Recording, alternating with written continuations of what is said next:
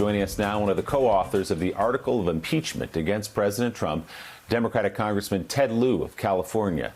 Congressman also will serve as one of the 9 impeachment managers in the upcoming Senate trial. Congressman, good morning. It's good to have you with us. I want to talk about that Senate trial in just a moment, but also want to pick up on a conversation we were having in our last segment. You are one of the signatories of this letter that Mikey Sherrill, the congresswoman from New Jersey, was talking about yesterday, that you saw suspicious groups on the eve of the attack of January 6 being given tours of the Capitol. Suspicious because tours have been shut down, large groups being led around the halls of Congress, perhaps, the accusation goes, performing some kind of reconnaissance on the Capitol. Did you see these suspicious groups?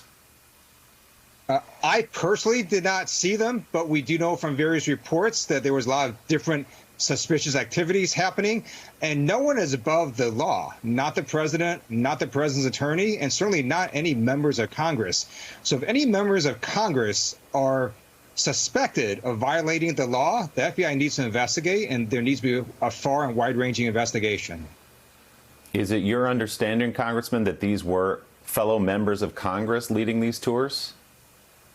That is my understanding, or at least they got these groups the ability to go and have these tours occur. And do you know which congressmen or women it was?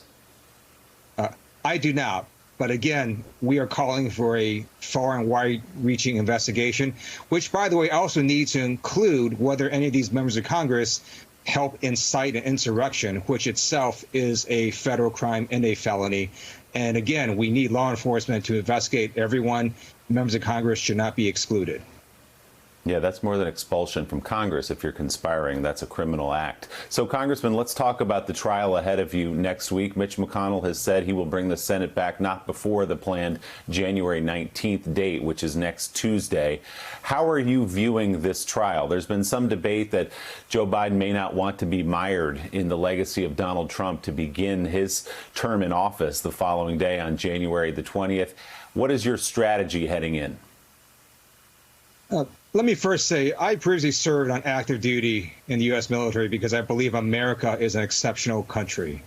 Yesterday was a very sad day. We should never have to impeach our president and certainly never have to do it twice. But when the commander-in-chief incites a violent mob that attacks our Capitol and it results in multiple deaths, Congress is left with no other option. That's why there's a bipartisan impeachment of Donald Trump yesterday. Now we're calling on Mitch McConnell to have the trial as soon as possible. And what is the Senate doing that's so important and so urgent right now? Nothing. They're at home. They could have a trial on Friday. They could have it next Monday. So we're calling for Senator McConnell to bring the Senate in so we could have the trial. Do you anticipate, Congressman, this trial being perhaps speedier than previous trials just because of the fact that Joe Biden would like to turn the corner and not think about Donald Trump and not have that eclipse the beginning of his administration? So I'm a former prosecutor, and first I want to say is we don't discuss trial strategy in public. But second, the Biden administration will be inaugurated on January 20th. Nothing is going to stop that. And that is why you see a lot of anger and rage out there. And all Donald Trump has to say to calm tensions down is one sentence: the election was not stolen. If he would simply tell that truth, we wouldn't need 20,000 National Guard in D.C. We wouldn't have 50 state capitals now under potential attack. So I'm calling for GOP leaders and Donald Trump to just say that one sentence: the election was not stolen.